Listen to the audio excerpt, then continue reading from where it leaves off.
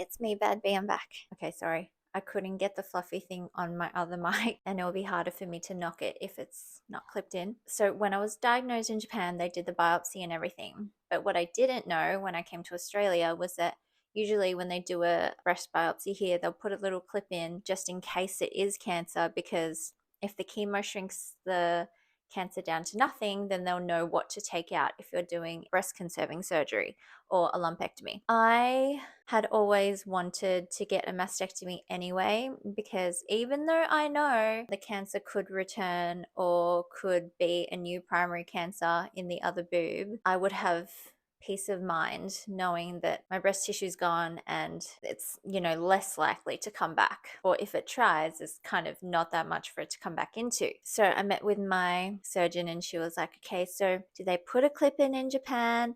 And then I said, I don't think so, or if they did, they didn't tell me. Classic Japan. And she said, okay, well, I'm going to send you to get another mammogram and an ultrasound to check if there is a clip, and if there isn't a clip, then we'll try and put it in. If there isn't a clip but we can still see the tumor, then we'll put one in.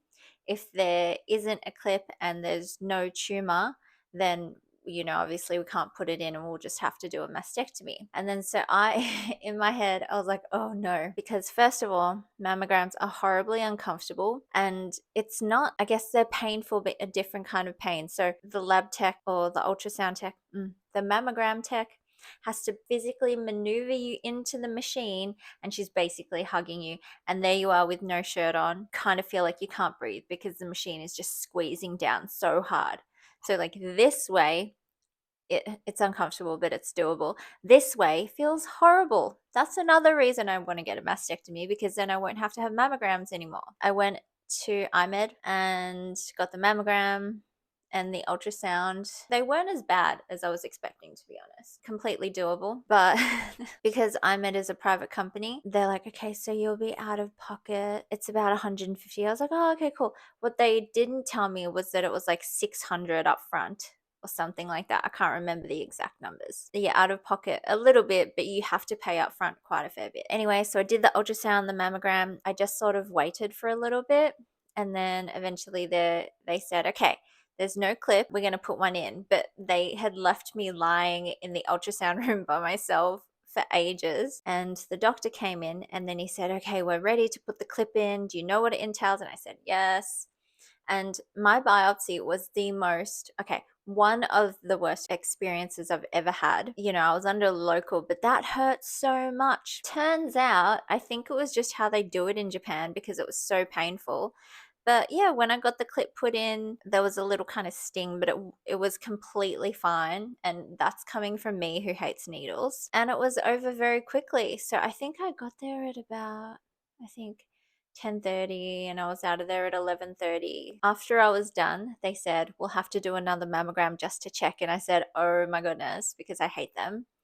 And, mentally I was thinking, what if the tumor or my boob just kind of squeezes out of that little hole? It didn't happen, but I was thinking about it. The second mammogram didn't hurt as much. I think she was purposefully trying to make it more gentle because I just had a procedure on it. They put a little tegaderm over it, and I said, can I shower after this? And they said yes. Why wouldn't you be able to? And I said, well, in Japan when I got my biopsy, they said not to shower for 2 days, like the top half.